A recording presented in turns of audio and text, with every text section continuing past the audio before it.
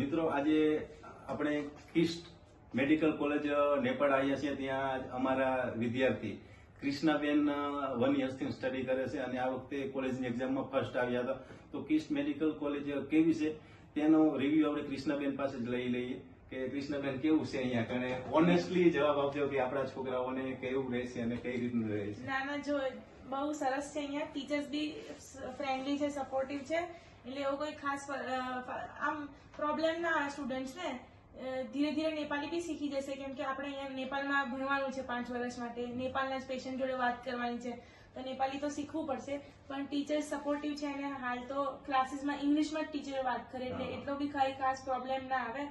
અને રહી વાત ડાયસેક્શનની, કે જેમ બીજી બધી ફોરેન કન્ટ્રીઝની અંદર આપણે એવું હોય કે રિયલ બોડીમાં કરવા દેશે કે નહીં દે, તો અહીંયા નેપાળમાં એવું નથી। અહીંયા તમે ટચ કરી શકો, ઇન્ડિયામાં જેવું જ છે અહીંયાનું બધું જે ભણવાનું પેટર્ન છે। હા, થોડા ઘણા ડિફરન્સ છે, જેમ કે ઇન્ડિયામાં આપણે 3 સબ્જેક્ટ પહેલા ભણવાના હોય, પણ અહીંયા 6 સબ્જેક્ટ વર્ષ આપણે પહેલા યરમાં બી ભણવાના છે અને સેકન્ડ યરમાં બી ભણવાના છે, એટલે એવો કોઈ બહુ ખાસ ફરક આવશે નહીં। અહીંયા લાઈક સેમ જ છે ઇન્ડિયાનું ને અહીંયાનું ભણવાનું, અને ટીચર્સ બી સપોર્ટિવ છે, એટલે સારું છે ઓવરઓલ। તો ખાવા પીવાનું, રહેવાનું બધું સરસ છે, સેફટી વાઇઝ બી ઘણું સેફ છે છોકરીઓ માટે।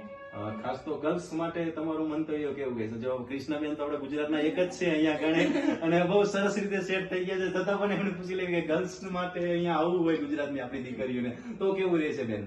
બહુ સરસ। એવું કોઈ જ પ્રોબ્લેમ નથી। જેમ આપણે ગર્લ્સની સેફટીની વિશે જોતા હોય પેરેન્ટ્સ કે બહાર મોકલવાનું હોય, તો અહીંયા એવો કોઈ પ્રોબ્લેમ નથી। હોસ્ટેલમાં બી અમારા જે વોર્ડન છે એ બી બહુ સપોર્ટિવ છે અને અમારું ધ્યાન સારી રીતે રાખે છે, અને સિક્યુરિટી બી છે ગર્લ્સની, એવી કોઈ પ્રોબ્લેમ નથી થતી રહેતી અહીંયા।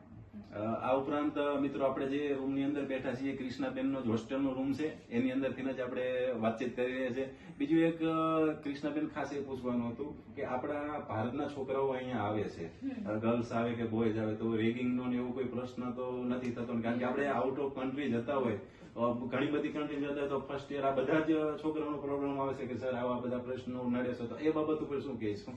ના, રેગિંગ નો તો અહીંયા એવો કોઈ પ્રશ્ન નથી। હા, થોડું ઘણું તમને તમારું નામ પૂછે, ઇન્ટ્રોડક્શન જેવું થાય, એકદમ ફ્રેન્ડલી બનાવવા માટે સિનિયર્સ ને અને આપણને, એવો કોઈ બીજો કોઈ ખાસ પ્રોબ્લેમ નથી। રેગિંગ અહીંયા એવી કોઈ ખાસ થતી નથી। ટૂંકમાં બધી રીતે ઓવરઓલ બધી રીતે સરસ છે, રેકમેન્ડેડ છે અહીંયા આવવું।